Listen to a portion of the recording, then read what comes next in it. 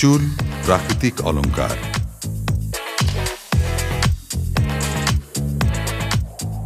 এই চুল নিয়ে লেখা হয়েছে কত কাব্য, গান, প্রেমপত্র, ইতিহাস।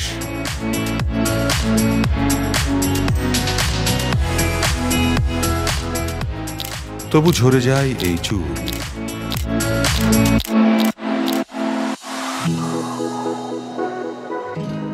আমাদের মাথায় 1 লাখ চুল আছে, গড়ে প্রতিদিন মাথা থেকে 100 থেকে 150 চুল পড়ে, কিন্তু এর চেয়ে বেশি যদি চুল পড়ে তাহলে এটা অ্যাবনর্মাল।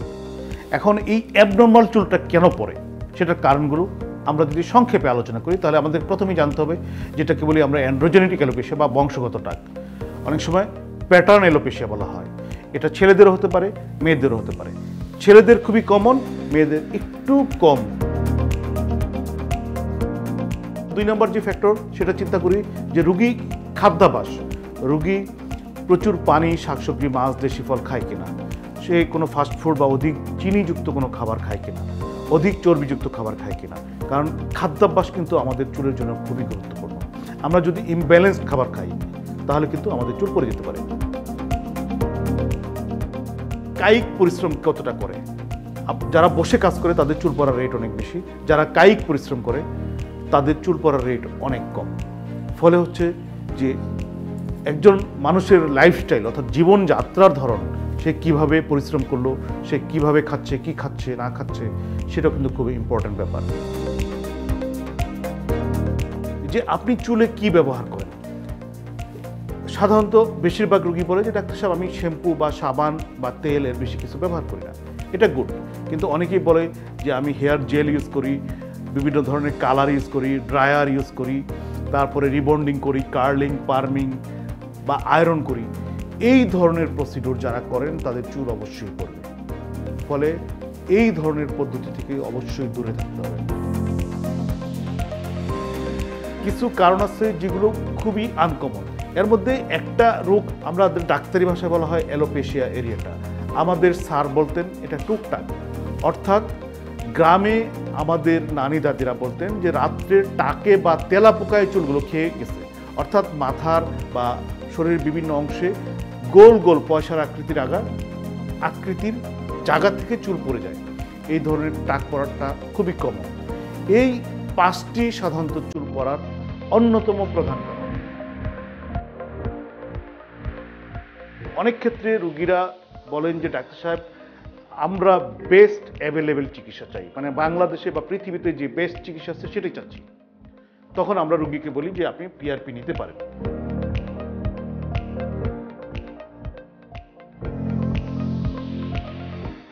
অর্থাৎ প্ল্যাটিলেট রিচ প্লাজমা। এই পদ্ধতিতে কি করা হয়, রোগীর শরীর থেকে রক্ত নিয়ে রোগীর অনুচক্রিকা বের করে রোগীর মাথায় যেখানে চুল নাই সেখানেই ইনসুলিন সিরিঞ্জ দিয়ে ইনজেকশন হিসেবে দেওয়া হয়।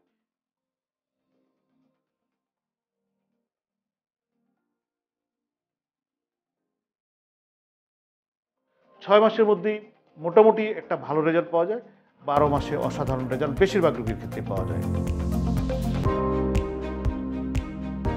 এছাড়াও আরও পৃথিবীতে অনেক প্রচলিত চিকিৎসা আছে, কিন্তু কোনোটাই পিআরপির মতো কার্যকরী না।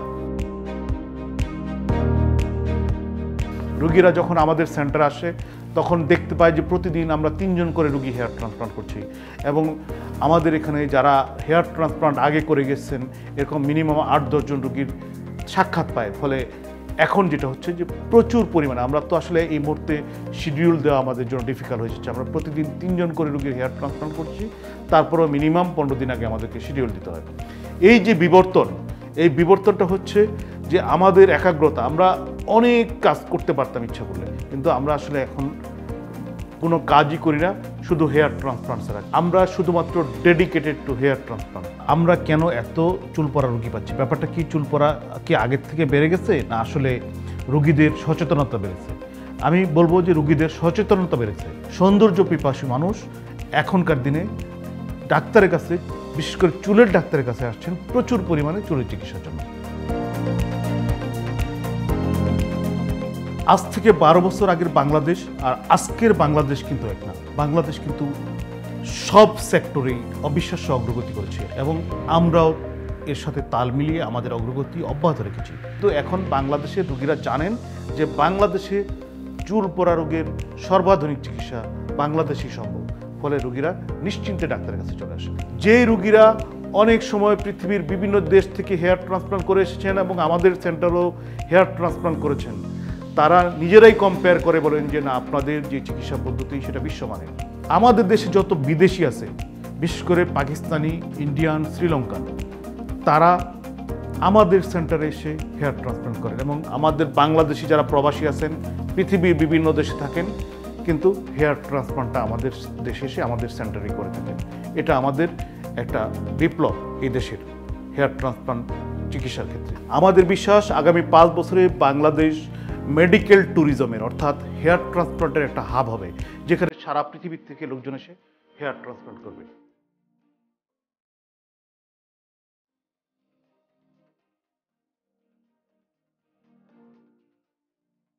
বাংলাদেশে চুল প্রতিস্থাপন চিকিৎসার অগ্রদূত ডাক্তার বখতিয়ার কামাল, যার একক প্রয়াসে হেয়ার ট্রান্সপ্লান্টেশনে বাংলাদেশ আজ গর্ব করে।